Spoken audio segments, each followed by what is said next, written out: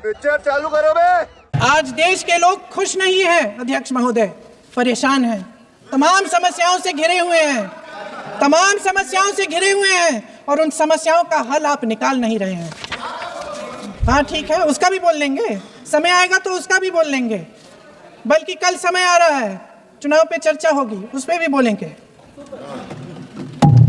अध्यक्ष महोदय, इनके भी अपने लोग दबी जबान में कहने लगे हैं कि सारी सत्ता को केंद्रित करने से देश का नुकसान हो रहा है। इस बीच अगर हम अतीत की बातें नहीं करेंगे तो कौन सी बातें करेंगे? ये किसी और बात के काबिल ही नहीं है, सिर्फ ध्यान भटकाना है जनता का। इसलिए आज हम वंदे मातरम पर चर्चा कर रहे हैं। वंदे मातरम देश के कण कण में जीवित है, इस पर बहस नहीं हो सकती। लेकिन चलिए, आपने बहस मांगी, आप बहस करना चाहते हैं, बहस करते हैं। आज इस चर्चा को प्रधानमंत्री जी ने शुरू किया, उन्होंने भाषण दिया और इसको कहने में कोई झिझक नहीं है कि भाषण अच्छा देते हैं, थोड़ा सा लंबा, लेकिन भाषण अच्छा देते हैं। सिर्फ एक कमजोरी है, अगर आप इजाजत दें तो मैं बोलूं, एक कमजोरी है। हाँ, उसी पे बोल रहे हैं, वंदे मातरम पे बोलो आप। अब सर मैंने तारीफ कर ली, थोड़ा और विषय वंदे मातरम का है तो हम वंदे मातरम पर ही रखें, ठीक रहेगा सर। ये वंदे मातरम पे ही है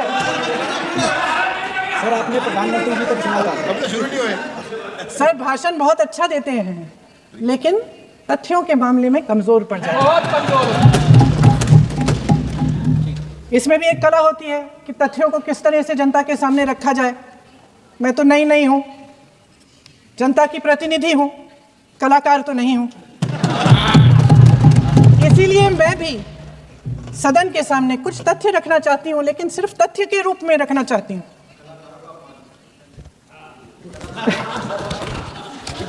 मैं उदाहरण दे देती हूँ सर, मांग रहे हैं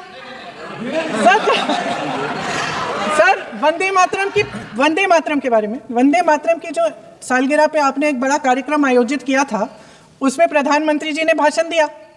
उसमें उन्होंने कहा कि 1896 में पहली बार गुरुदेव रविंद्रनाथ टैगोर ने ये गीत एक अधिवेशन में गाया।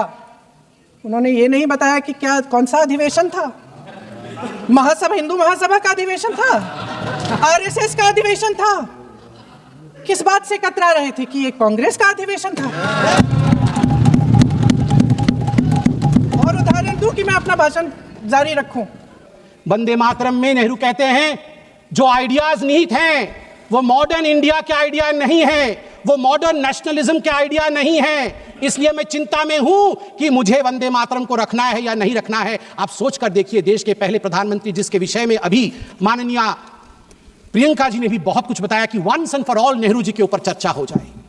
अगर once and for all Nehru ji के ऊपर चर्चा हो गई तो फिर मैं यही कहूंगा, कई लोगों के लिगेसी को दबा करके नेहरू की लिगेसी बनाने की चेष्टा की गई है। सरदार पटेल की लिगेसी को दबाया गया है, यहां तक दबाया गया कि जब सरदार पटेल की अंतिम संस्कार का समय आया तब नेहरू जी ने मना कर दिया था अपने कैबिनेट के कोलीग को कि कोई भी सरदार पटेल के अंत्येष्टि में ना जाए। इससे खराब और क्या हो सकता है, इससे खराब और क्या हो सकता है। केवल सरदार पटेल नहीं, बंगाल सुने आज और ओडिशा भी सुने, क्योंकि सुभाष चंद्र बोस ओडिशा के भी बेटे हैं और बंगाल के भी बेटे हैं। सुभाष चंद्र बोस के लेगेसी को कांग्रेस पार्टी और नेहरू ने दबाया। और आज प्रियंका जी ने कहा कि अहंकार हो गया है इन नेताओं में, अहंकार हो गया है जो इतने बड़े बड़े लोगों के लिए ऐसे शब्दों का प्रयोग करते हैं। मैं कहना चाहूंगा आदरणीय प्रियंका जी से, प्रियंका जी, अहंकार किसके पास था, किस सरकार में था? एनसीईआरटी के 2012 के हिस्ट्री की किताब में देखिए, वो जो कार्टून है, जिस कार्टून में एक केंचुए के ऊपर बाबा साहेब अंबेडकर बैठे हुए हैं, केंचुए में लिखा हुआ है कॉन्स्टिट्यूशन ऑफ इंडिया और पीछे हंटर लेके बाबा साहेब को कोड़े मार रहे हैं पंडित जवाहरलाल नेहरू। ये एनसीईआरटी के किताब में नेहरू को बड़ा और बाबा साहेब अंबेडकर को छोटा दिखाने के लिए कांग्रेस पार्टी ने किया था। और की हिम्मत है कि कहते हैं कि हम अहंकारी है।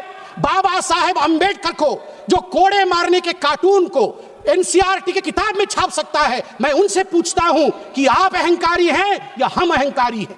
तीसरा विषय यहां पर मैं रखना चाहूंगा कि आज In a cartoon also you cannot insult Baba Saheb Ambedkar. I'm sorry that you feel that we can insult Baba Saheb Ambedkar. In a cartoon also you cannot.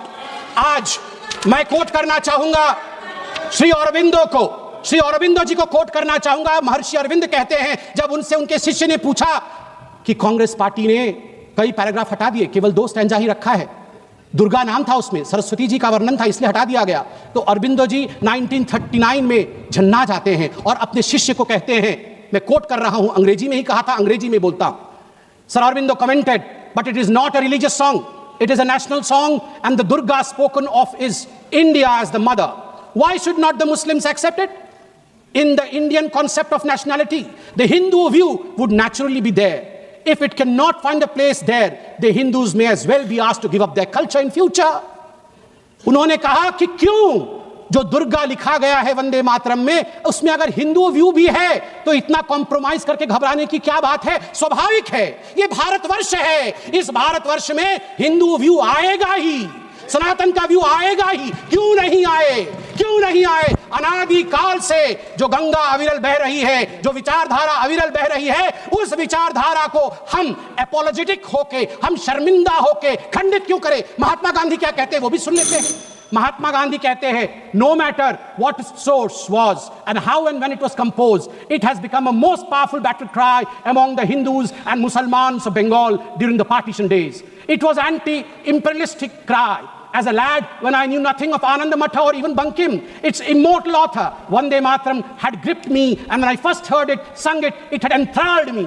I associated the purest national spirit with it. It never occurred to me that it was a Hindu song or meant only for the Hindus. Unfortunately, now we have fallen on evil days. Madam, ab 2 minute lunga. Unfortunately, now we have fallen on evil days. त्वं हि दुर्गा दश प्रहरण धारिणी कमला कमल दल विहारिणी वाणी विद्यादायिनी नमामि त्वां नमामि कमलां अमलांग तुलांग सुजलांग सुफलां मातरम वंदे मातरम। मजा आया, और मैं ये जो मजा है हिंदुस्तान के हर व्यक्ति को देना चाहता हूं।